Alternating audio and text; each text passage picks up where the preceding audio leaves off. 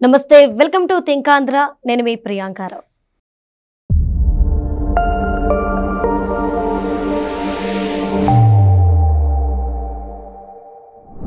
పల్నాడు జిల్లా అనగానే ప్రతి ఒక్కరికి గుర్తొచ్చేది Pinnelli brothers. Last time 2024 elections లో కూడా పోలింగ్ బూత్ లోపలికి వెళ్లి ఈవీఎం మిషన్ ని ఏ విధంగా బద్దలు కొట్టారు, అక్కడ ఎలాంటి అరాచకం జరిగింది అనేది అందరికీ తెలుసు. అయితే ఈ పిన్నెల్లి బ్రదర్స్ కి ఇప్పుడు హైకోర్టులో చుక్కెదురైంది. దేనికి ఈ కేసు అసలు దేనికి సంబంధించింది అనేది ఈ వీడియోలో తెలుసుకుందాం. దీనికి సంబంధించి మనతో మాట్లాడడానికి ప్రముఖ పొలిటికల్ అనలిస్ట్ అప్పసాని రాజేష్ గారు ఉన్నారు. ఆయనతో మాట్లాడదాం. నమస్కారం సార్. నమస్కారం సార్, ఏదైతే తెలుగుదేశం కార్యకర్తలు ఉన్నారో ఈ జంట హత్యల కేసులో పిన్నెల్లి బ్రదర్స్ కి హైకోర్టు ముందస్తు బెయిల్ మంజూరు చేయకుండా ఆపేసింది. సో దీనికి సంబంధించి మీరేమంటారు? అసలు ఈ ఇన్సిడెంట్ గురించి క్లియర్ గా చెప్పండి. మాచర్ల నియోజకవర్గానికి సంబంధించి జనిశెట్టి వెంకటేశ్వర్లు, కోటేశ్వరరావు గారు అని చెప్పని ఇరువురు తెలుగుదేశం కార్యకర్తలు, బహుశా సోదరులు అనుకుంటా వాళ్ళిద్దరు కూడా, వాళ్ళిద్దరిని రీసెంట్గా హత్య చేశారు. ఆ గ్రామంలో ఉన్న స్థానిక నాయకత్వ ఆధిపత్య పోరులో ఈ హత్యలు జరిగినట్టుగా కేసు నమోదైంది. ఆ కేసు జరిగిన తీరు, వీళ్ళు అంటే గ్రామంలో ఉన్న ఆధిపత్య పోరు నేపథ్యంలో వీళ్ళ రాజకీయ ప్రత్యర్థులు హత్య చేశారా, లేదు వీళ్ళ వెనక ఎవరైనా పెద్ద నాయకులు ఉండి ఈ హత్యలకు ప్రేరేపించారా అని చెప్పని పోలీసులు లోతుగా విచారణ చేయడం మొదలుపెట్టిన తర్వాత ఎవరి మీదైతే హంతకులుగా ఆరోపణలు వస్తూ ఉన్నాయో వాళ్ళ కాల్ రికార్డ్స్ ఇవన్నీ వెరిఫై చేసిన తర్వాత ఈ హత్య కేసు ఆరోపణలు ఎదుర్కొంటున్న పోలీసుల చేత హంతకులుగా నేరారోపణలు ఎదుర్కొంటున్న వ్యక్తులు వాళ్ళు ఈ హత్యకు ముందు, హత్య తర్వాత కూడా పిన్నెల్లి సోదరులతోటి ఫోన్ సంభాషణలు జరిపినట్టుగా నిర్ధారణ అయింది. అప్పుడు ఆ కోణంలో ఓహో, పిన్నెల్లి సోదరుల ప్రమేయం, అసలు సూత్రధారులు కుట్రదారులుగా పిన్నెల్లి సోదరులా, వాళ్ళ అండదండలతోటి వాళ్ళ ఆదేశాలతోటి ఈ హత్యలు జరిగినాయా అన్న కోణంలో పోలీసులు విచారించడం మొదలుపెట్టిన తర్వాత కొన్ని విస్తుగొలిపే వాస్తవాలు వెలుగులోకి వచ్చినాయి. ఈ గ్రామంలో ఈ స్థానిక నాయకత్వ ఆధిపత్య పోరున్న నేపథ్యంలో తెలుగుదేశం పార్టీకి బలమైన కార్యకర్తలుగా ఉన్న ఈ జనిశెట్టి వెంకటేశ్వర్లు, కోటేశ్వరరావు వీళ్ళిద్దరిని మీరు అడ్డు తొలగించేయండి. వాళ్ళ అడ్డు గనక తొలగిపోయిన పక్షంలో రేపటి రోజున మీకు గ్రామ సర్పంచ్గా అవకాశం కల్పిస్తాము, మేము అండదండలు అందిస్తాము అని చెప్పని పిన్నెల్లి సోదరు నుంచి వచ్చిన అష్యూరెన్స్ మేరకే ఈ హత్యలకి పాల్పడ్డట్టుగా నిర్ధారణ అయింది. ఇక్కడ గమనించుకోవాల్సింది, గతంలో కూడా చాలా సంఘటనలు జరిగినాయి.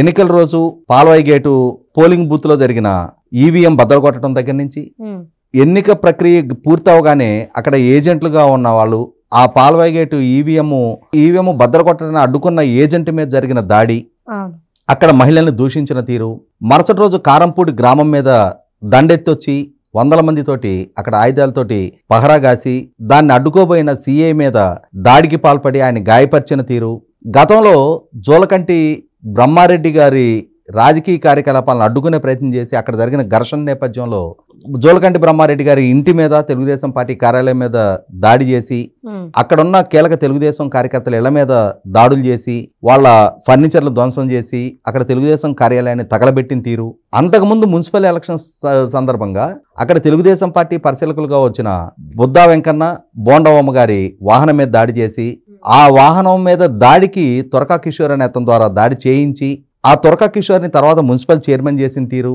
ఆ గాడిలో పారా కిషోర్ అని చెప్పనే తెలుగుదేశం పార్టీకి చెందిన లాయరు తల గాయమైన తీరు, ఇవన్నీ మనం చూస్తా వచ్చాం.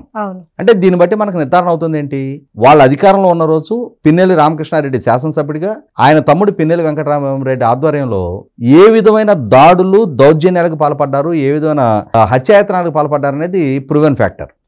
ఒకసారి వాళ్ళ అధికారం కోల్పోయిన తర్వాత వాళ్ళ ద్వారా జరిగిన అకృత్యాలు ఒక్కొక్కటిగా వెలుగులోకి రావడం మొదలైంది. వీళ్ళు అక్కడ ఆస్తుల ఆక్రమణకు పాల్పడ్డారని చెప్పని, ప్రైవేటు వ్యక్తుల ఆస్తుల బలవంతాన్ని అన్యాక్రాంతం చేసుకున్నారు అని చెప్పని, దౌర్జన్య కాండకి అంతే లేకుండా వాళ్ళు ప్రవర్తించారని చెప్పని నిర్ధారణ అయింది. అదే సందర్భంలో ఎన్నికలలో ప్రజలు కూడా వాళ్ళతోటి విసిగి వేసారి, అసలు ఇక వీళ్ళని ఎన్నికల్లో గెలిపించడం వల్ల మన ప్రాంతంలో ప్రజలుగా మన హక్కుల్నే మనం కోల్పోతున్నాం, మన ఆస్తులకు భద్రత లేని పరిస్థితి అవుతుంది, మన ఆకాంక్షల్ని వ్యక్తం చేయలేని పరిస్థితి అవుతుంది, మన భావ ప్రకటన చేతుగా అణచివేయబడుతుందని చెప్పన్న భావనకు వచ్చి 30,000 ఓట్లతోటి ఎన్నికల వాళ్ళని ఓడించారు. ఈ హత్యలు జరిగింది వాళ్ళ అధికారంలో ఉన్న రోజు కాదు. ఇవాళ ఈవీఎంను బద్దలు కొట్టిన కేసులో అరెస్ట్ అయ్యి జైలుకెళ్ళి వచ్చాడు పిన్నెల్లి రామకృష్ణారెడ్డి. ఆనాటి నుంచి వీళ్ళ తమ్ముడు వెంకటరామరెడ్డి పరారీలో ఉన్నాడు.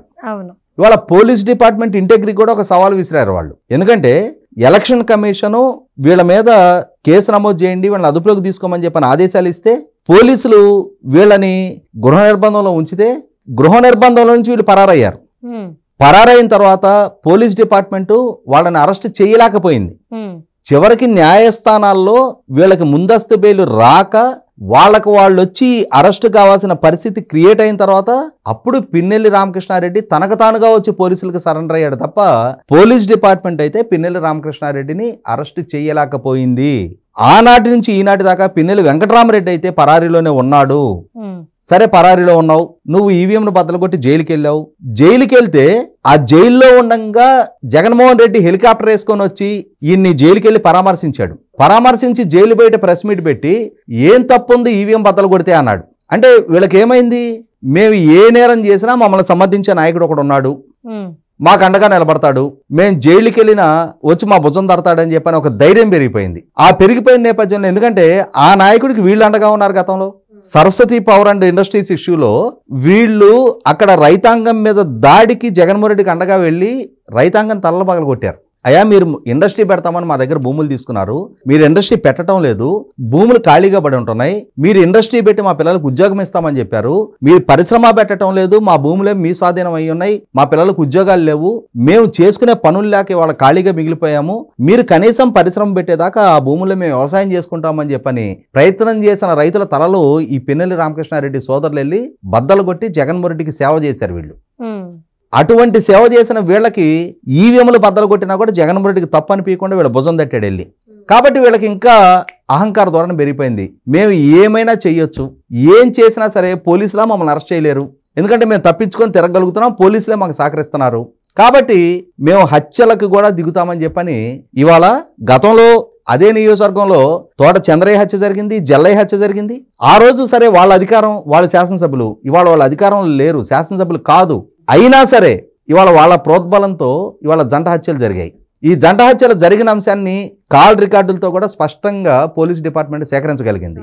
ఆ సేకరించిన అంశాన్ని వీళ్ళ ముందస్తు బెయిల్ పిటిషన్ సందర్భంగా అడ్వకేట్ జనరల్ గారు న్యాయస్థానం దృష్టికి తీసుకొచ్చారు. వీళ్ళ నేపథ్యం ఇది, క్రిమినల్స్, హ్యాబిచువల్ అఫెండర్స్, వీళ్ళు నేరాలను ప్రోత్సహిస్తున్నారు, నేరాలు చేస్తున్నారు, చట్టానికి సవాలు విసురుతున్నారు, కాబట్టి వీళ్ళకి బెయిల్ ఇవ్వడానికి వీలు లేదు అన్న అంశాన్ని న్యాయస్థానం దృష్టికి తీసుకొచ్చిన తర్వాత ఇవాళ న్యాయస్థానం కూడా కన్విన్స్ అయ్యి వీళ్ళ ముందస్తు బెయిల్ పిటిషన్ రిజెక్ట్ చేయడం జరిగింది. నా ఉద్దేశం అయితే మొన్న ఈ మధ్య మనం ఐతానగర్లో చూసాం, పోలీసుల మీద దాడికి పాల్పడ్డారు అని చెప్పని 3 యువకుల్ని రోడ్డు మీద కూర్చోబెట్టి పోలీసులు లాఠీలతో అరికాల్లో మర్దం చేశారు. ఇవాళ కారంపూడిలో సీఐ మీద దాడికి పాల్పడ్డ ప్రబుద్ధులు వీళ్ళిద్దరు. ఇవాళ వీళ్ళ ఆధ్వర్యంలో దాడులు జరుగుతున్నాయి, దౌర్జన్యాలు జరుగుతున్నాయి, ఆస్తుల ఆక్రమణలు జరుగుతూ ఉన్నాయి, హత్యలు కూడా జరుగుతూ ఉన్నాయి. కాబట్టి వాళ్ళ పోలీస్ డిపార్ట్మెంటు వాళ్ళకి కాదు, ఆ ట్రీట్మెంట్ వీళ్ళకి ఇవ్వాలి.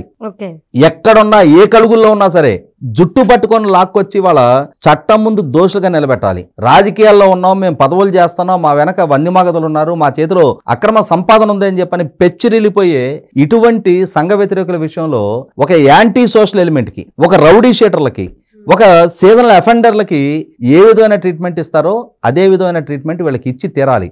చట్టం అంటే, పోలీస్ డిపార్ట్మెంట్ అంటే, సమాజం అంటే ఒక సంఘ విద్రోహ శక్తులుగా మారితే, ఆ సంఘ విద్రోహ చర్యలకు పాల్పడితే ఏ విధమైన చర్యలు ఉంటాయి అనేది కనుక రుచి చూపించకపోతే ఇదే విధమైన హత్యల సంస్కృతిని ఇటువంటి వాళ్ళు పెంచి పోషిస్తారు. ఇటువంటి వాళ్ళని సమాజంలో నాయకులుగా కాదు, కనీసం సమాజంలో మనుషులుగా కూడా పరిగణించకుండా ఇవాళ సమాజం కూడా ఇటువంటి వాళ్ళని సంఘ బహిష్కరణ చేయాలి. Okay, right, thank you so much.